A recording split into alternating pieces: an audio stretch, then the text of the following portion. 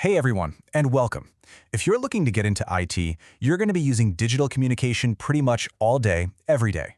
So in this explainer, we're going to get you totally prepped for that part of the IC3 Spark exam. That way, you can walk in on day one of your new career feeling confident. Okay, so we're going to do things a little differently today. Instead of just throwing a bunch of boring facts at you, we're going to learn through stories, and some of them are, well, pretty funny. It's actually proven that when our brains connect a story to an idea, especially a funny one, it sticks. So let's learn from a few mistakes so you don't have to make them yourself. Come on, we've all been there, right? The second you hit send, your stomach just drops into your shoes. That little moment of panic? That's exactly why these skills are so important. Getting good at digital communication isn't just about passing a test. It's about how you build trust and look professional to your team and your clients. And let's look at the big picture for a second. I know a lot of you are aiming high.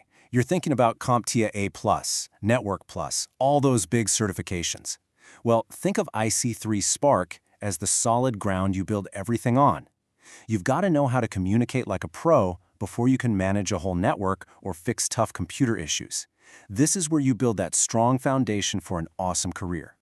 First up, let's talk about email. And to do that, you have to meet my friend who we'll call Chaos Casey. Now, Casey is great, really. But let's just say Casey had to learn about email the hard way. Let's get into the story.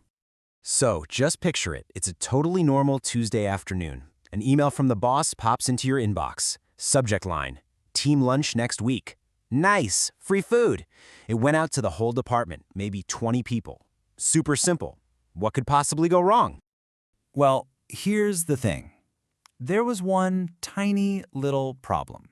You see, Casey's boss had accidentally, just by one little click, included the company's biggest, most important client on that email. And nobody noticed. Not the boss, not any of the 20 coworkers, nobody. So Casey's sitting at their desk, scrolling for a minute, and they find this absolutely hilarious video of a cat playing the piano. And a thought pops into Casey's head, a really dangerous thought. You know what? This is amazing. The team needs to see this. This will make their day. Made perfect sense at the time. And that was it. Casey grabs the link, opens up that lunch email, types a quick message, "You guys have to see this," and the mouse cursor moves over to that little button, and click, reply all. The piano-playing cat video is sent. Success. A few minutes go by, and then a new email notification. But it wasn't from the boss, wasn't from a coworker. It was from the big, important client. The email just said, "Thank you for this. Is this related to the project update we were expecting?" And let me tell you, that is the sound of an entire office going completely silent, right before your boss starts walking very slowly toward your desk. Okay, so as painful as that moment was for Casey, it is the perfect learning opportunity for us. Seriously, that one little mistake covers almost everything you need to know about email for the exam. Let's break it down. So, the star of our show, the reply all button. The easiest way to think about it is like a megaphone in an office. When you use it, you're shouting your message so everyone can hear. Casey's mistake was thinking everyone on the list was part of the team. The lesson? Before you hit send, you have to check who is on that list every single time. Now, for the exam, you need to know the specific job for each of these functions. You've got your basic send. You need to know how to add attachments, like files or photos. Then there's reply, which only goes to the sender. Reply all, which we know all too well now, goes to everyone. And forward, which is for sending an email to someone totally new. Each one is a different tool for a different job. All right, time for a little pop quiz. This is exactly the kind of question you could see on the IC3 Spark exam. So, your manager sends an email to you and 10 other people. You have a question, but it's only for the manager. No one else needs to see it. Thinking about Casey's story, which button are you going to click? Okay, let's break it down.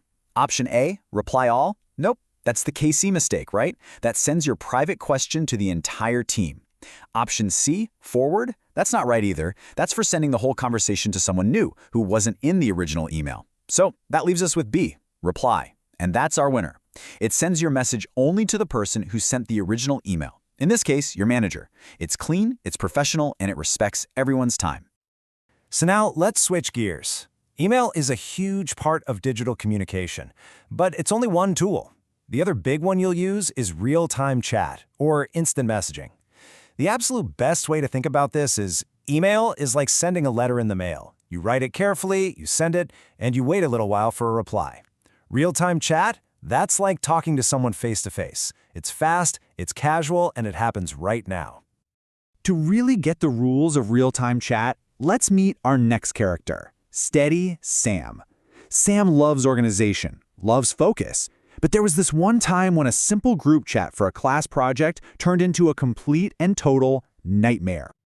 So Sam's story starts out simple enough. There's a big project due for a class. To keep things organized, Sam and two partners start a little group chat. The goal was super clear. Just talk about the project, share ideas, and get the work done. 3 people, 1 topic. Seemed perfect.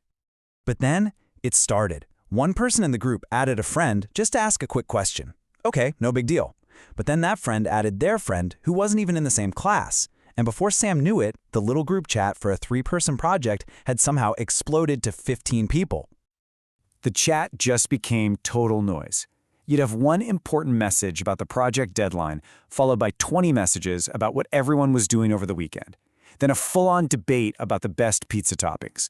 Then a bunch of random pictures and jokes. The whole reason for the chat was just gone. And here's where it really went wrong. When it came time to put the final project together, nobody could find the important information. It was buried under all that other conversation. They actually missed the deadline. Not because they didn't do the work, but because their communication tool completely failed them. Sam's story is the perfect example of why real-time chat needs rules, even though it feels so casual. So let's connect this story to what you need to know to absolutely pass this part of the test. First, let's get the definition down. Instant messaging, or IM, is exactly what it sounds like. It's communication that happens instantly. Think about apps like Microsoft Teams, Slack, or just regular text messaging on your phone.